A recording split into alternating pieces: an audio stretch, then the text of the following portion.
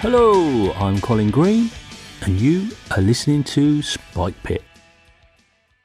I've got my new campaign starting. Now, I was going to do BX, but it's looking like... Well, it's not looking like. I'm definitely going to run Basic Fantasy RPG. Now, that's kind of an interesting story on that one. So, I said, right, okay, this was last Tuesday. I said to the players, we're going to roll up BX characters, 3d6 down the line. And then all the questions came. What do you mean? So, what race can I be? Oh, race is class. Yeah, can I be an elf wizard? No. So, I had to explain it. So, I said, in this game, elves are they're all basically sort of fighting wizards anyway. Oh, okay, right, cool. And so we got around it a little bit and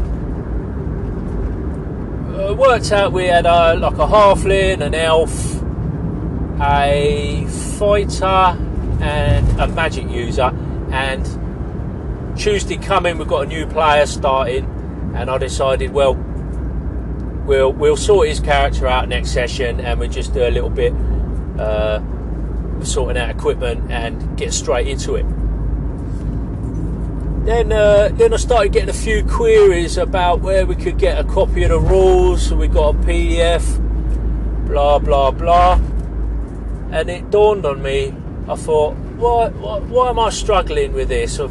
Clearly, everybody's a DM. They all want a bit more information. Why don't we go with Basic Fantasy? You've got all the free stuff online, all the resources. There's quite a few variant rules, so you can quite easily kind of flavour to taste. Immediately I picked up some of the thief rules to add into the basic core rules, some sort of I'll tell you what it is. So the thief, it modifies him a little bit racially, and there's a little bit more nuance with how armour potentially affects thief skills, which I'm really in favour of that. I think it seems like a good way to give a thief a little bit of variation, is to say, is he more of a sort of a bandit type of thief? So maybe he's got something a little bit more than leather armour, but for that he pays a penalty on, all his sort of thieving abilities, rather than just sort of saying, oh yeah, this guy can't wear this other armour. So we'll see how that goes.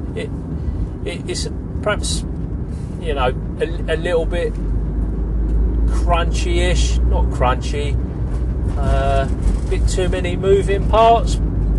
I know what I mean. It lacks a certain elegance, but I'm gonna give it a try, because I'm just not too happy with a thief. And the Basic Fantasy thief has got, it looks like it's got some bumps on the stats anyway, and when you level up it gives you the option to do a little bit of a percentile point buy, rather than stats going up in a fixed fashion. So we shall see. Also, one of the benefits is, if you actually want to spend a little bit of money, you can pick up the rules nice and cheap, which has meant that I've gone through my rule book, I've scribbled in it, put notes in it. I think I'm even gonna use a highlighter on it. A highlighter pen taken to the rule book. I probably should have given a warning to anybody suffering with some sort of book collector OCD or anything. This could be painful listening, but scrawling with a highlighter in the book. And I think I'm going to go through see, it's all in there. It's all in one book. I think I'm going to go through the monsters and make like tweaks and do like the Dyson logos, little drawings in there. And I'm even something else I've always wanted to do, just sort of like colouring the monsters and just really like customise it and personalise it as though I was some sort of 5-year-old. I think that'd be super fun.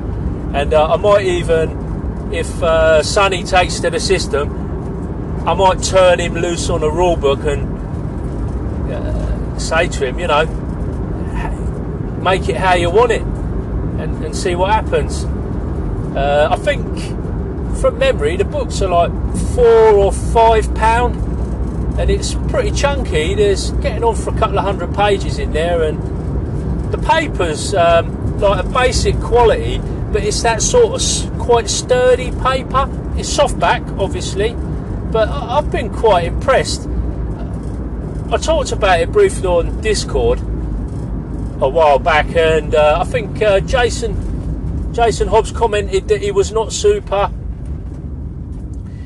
happy with the layout, sort of thought it was a little bit basic, and I know what he means. It's very utilitarian. It's not going to win any prizes for good looks, but in use I've been finding it really quite clear, and there's a very consistent look to it. It's a bit like the old sort of 79, 8 to 81 type of modules with the typeface and the layout, but it's got more white space. A lot of those modules had everything really quite tight and crammed in. In this, the text does get quite a bit of space to breathe. There's some fairly generous margins that you can put notes in. If you've never seen it, I would urge you to go online and go to www.basicfantasy.org and just have a mooch around on that site. Like I say, it's not going to blow you away with innovation and some of the adventures and that. Somebody else described them as a derivative, because when you look at them, you kind of think, yes, this is like a facsimile of, for example, Keep on the Borderlands, or one of them had a definite Isle of Dread kind of feel to it, and I think it is a sort of I think there's a deliberate tongue-in-cheek thing going on there, but I could be wrong. I don't know. I mean, you know, these are just classic adventures. Classic plots, so you're gonna see them cropping up, I suppose, time and time again, really. So that's the plan. I'm going to run that. A couple of other things about Basic Fantasy. My players have been playing 5e, so I thought the transition to old school from 5e could potentially be a little bit rocky, but with Basic Fantasy you have still got, and I know, ascending, descending armour class debate, warning. You've got ascending armour class for Basic Fantasy, so you're rolling to beat the target number, so a higher armour class is better, and that's in line with 5e. So I thought, well, if it smooths things out a little bit, all well and good. And it also, I forgot to mention earlier, it is race and class separate. So my man who was after his elf magic user or elf wizard, whatever it was, scythe blades falling on me. Yes, folks, scythe blades, believe it or not. Yeah, he can be his elven wizard now, should he so wish. Also, there's no alignment in Basic Fantasy, and it took me. I think I actually. I know it sounds crazy, but I hadn't realised, because we haven't really been using it in our 5e game. I just thought it was a hassle, and people just well, we started off with pre-gens, and I had a lot of new players, and when I explained the game to them, I thought, there's just enough to think about without trying to explain alignment as well. And in my experience, people just play themselves anyway, and it all got a little bit forgotten about, and I didn't miss it. I've talked about it on previous episodes, but I didn't miss it at all. Yeah, so no alignment, so that's ideal. We're coming from our 5e game with no alignment, and we're going to Basic Fantasy with no alignment. I am quite happy with that.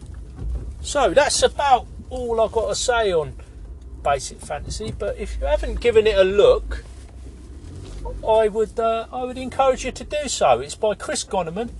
All the rules are free. You can check it all out before you buy. There's loads of supplementary material. Some of it's in print and some of it's not. It's got quite a big community around it. Yeah, what's not to like?